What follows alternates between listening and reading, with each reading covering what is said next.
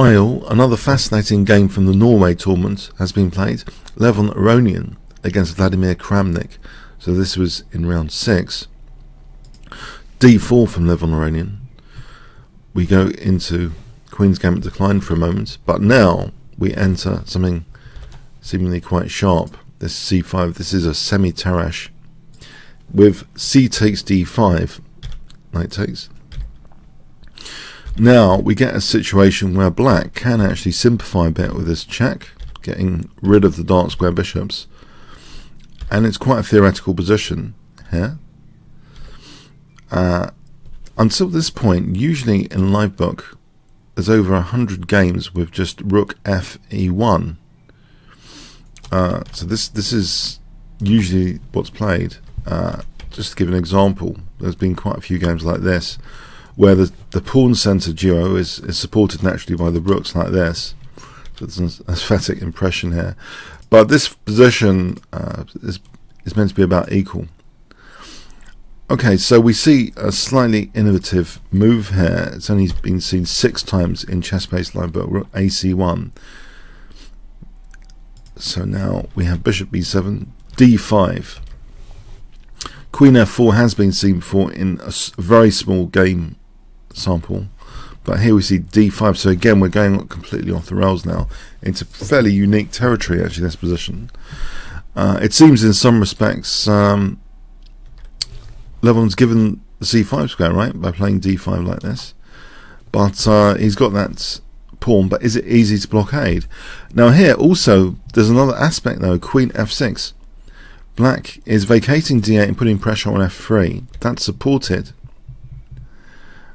We have rook AC8 and now E5, and it seems this pressure on the king side generally is encouraged actually with D6.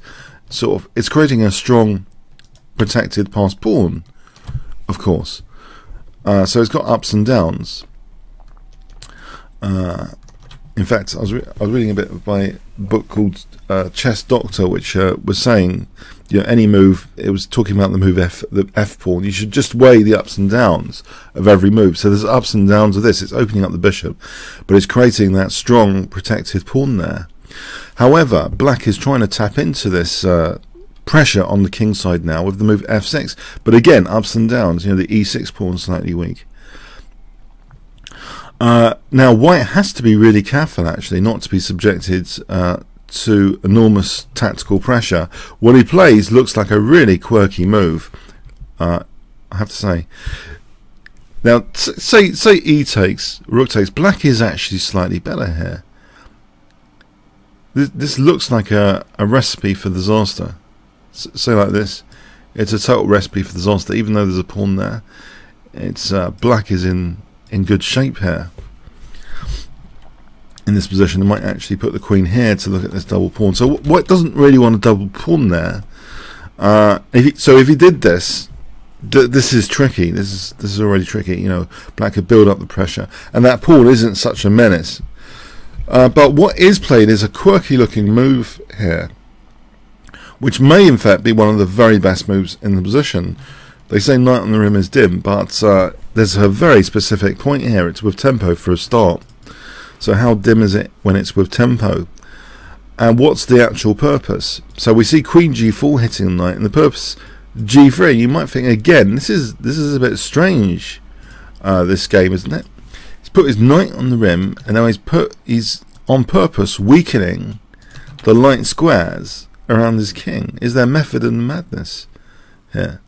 We see F takes, Queen takes, and white actually is not threatening bishop takes E6 because it's just tactically not working because of the rook on C1 here. That isn't really the main positional threats are rook C3 and F4 in this position.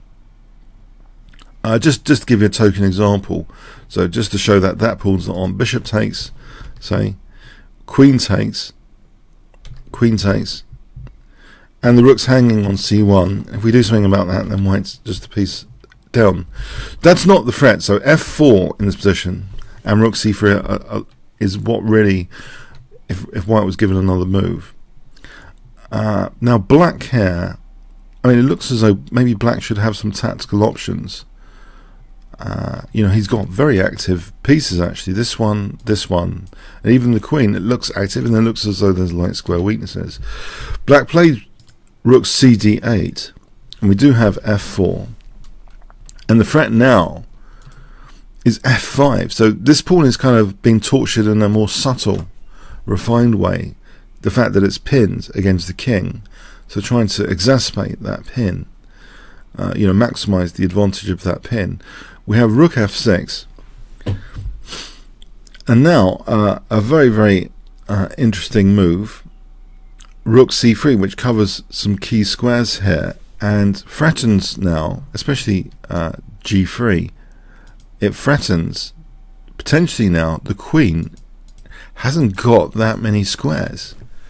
One of the best ways of trying to defend an attack is often trying to gobble up simply the opponent's attacking pieces.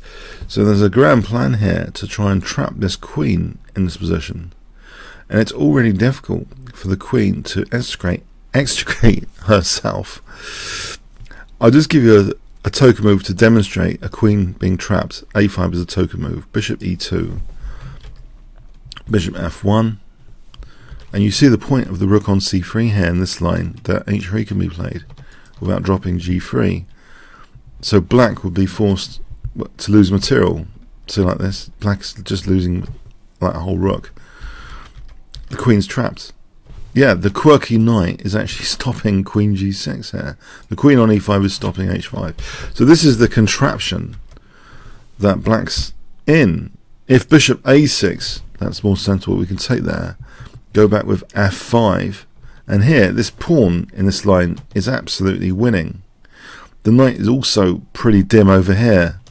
It's not helping. So say like this, check, rook c8, and it's desperate position here. I'm just giving this as an example, h6. What does black actually do here against rook takes and queen e8? With the queen here, there's not much to do. We just check out this position for a moment. Check, we can throw in a check, and the strongest move apparently is to give out a knight. You know, we just take the knight. And what else does black do? Say g6, we just take, the thing is, we just take on d8 and play the check. And we've always got knight g2 at the end of this as well. If black wants to check, we've got knight g2, funny enough. So it's a pretty dire position, actually, coming up here. Already, you know, if the strongest move technically is bishop a6, apparently, it's not a great position. So rook h6 is played. Sorry, rook h6 is played. Now we have bishop e2. This contraption to win the queen is at work. Or is it?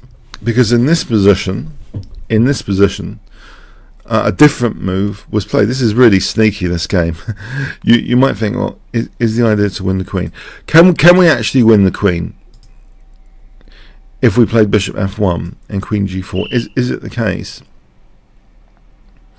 It's different to before, because with the rook on h6, the point of the rook on h6 is supporting the new move, queen h5, we didn't have in the previous variation.